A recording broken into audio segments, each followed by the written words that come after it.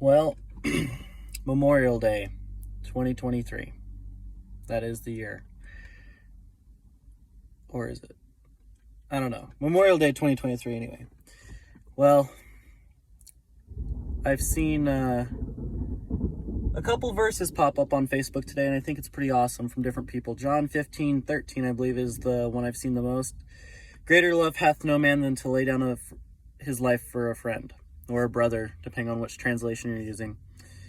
And that's pretty awesome because we live in a country where a lot of men and women have gone out and died so we can sit here and go do all of the things we like doing. Today I had plans to go out on a hike, and I wanted to get to the top of a mountain today, but one of my buddies called us up and said, "Hey, I need some help for a summit project I'm getting ready to do, and can you guys go out and grab some flags for me?" I believe he's doing a flag retirement for his project, and I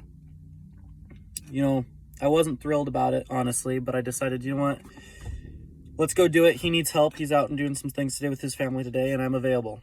So loaded up and we headed out there.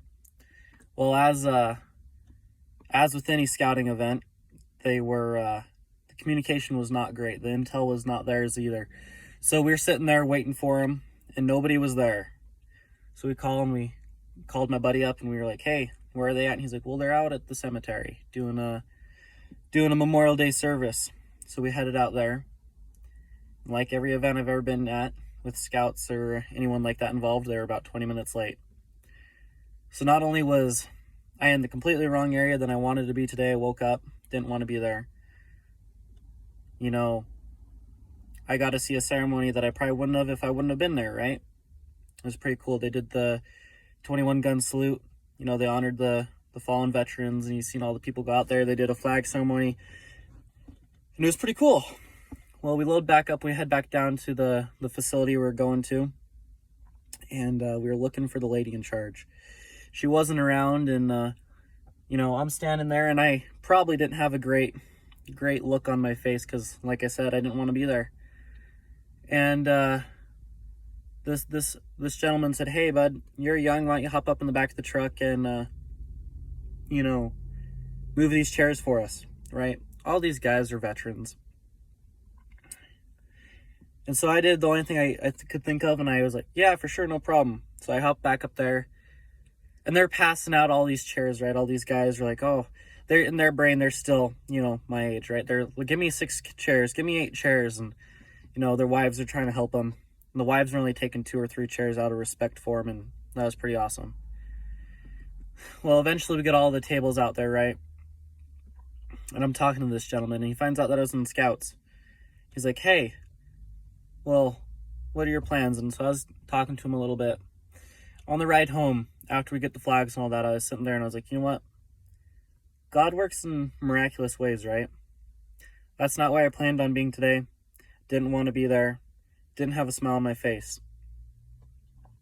But one of my prayers is I'd always be in the right location at the right time. Because I want to be that light on the top of the hill, right? I don't want that light to go dim. So, me being able to hop up in the back of a pickup truck and unload, a couple dozen chairs and a couple tables there, here and there, it definitely helped them out, right? All those men and women, they were out of this country, and they seen stuff I pray that I'll never have to see. And they did that so I can sit there and, I can be upset all day. I didn't get to go on the hike today. I didn't get on top of the mountain. But that's okay, because after the fact, I got to go have lunch, and I was sitting there. And God really hit my heart there, because I'm like, I was in the right place at the right time. And that's all you got to do. Right. Thanks for all the veterans, all the law enforcement and EMS, everyone that keeps this country going. Thank you, guys.